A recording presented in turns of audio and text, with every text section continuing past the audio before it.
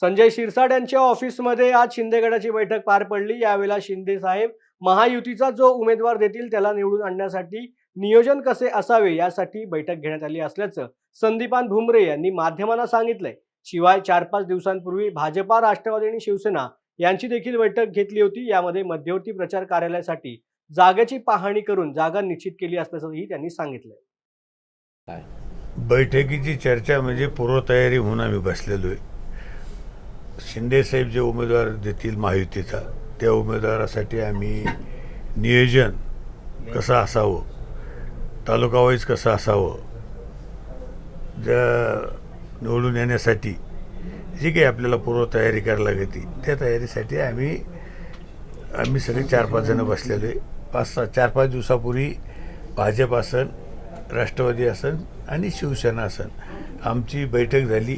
त्यामध्ये मध्यवर्ती कार्यालयाची जागेची पाहणी केली, ती जागासुद्धा आम्ही फायनल केली आणि आता पूर्वतयारी म्हणून आम्ही बसलेलो आहे। पण तुमच्या नावाची चर्चा जोरदार सुरू झाली, तुम्हाला लढा म्हणून सांगण्यात आलेलं आहे। तुम्ही जागासुद्धा प्रचार कार्यालयाची बघितली?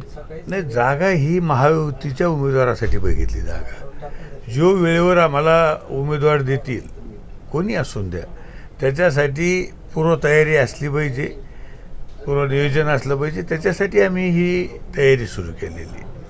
उमेदवार कोण आहे, काय आहे, उमेदवार हा धनुष्यबाण राहील एवढं आम्ही आपल्याला सांगतो। म्हणजे शिवसेनेलाच जागा जाईल हे पक्का आहे? ही आमची पहिल्यापासून मागणी, ही जागा शिवसेनेची आणि ही शिवसेनाच जागा ही लढणार आहे। आज एक सर्वे छापून आला वर्तमानपत्रामध्ये, तुम्हाला त्याच्यामध्ये 11%, भाजपला 15% अशा पद्धतीची वर्गवारी दाखवण्यात आलेली।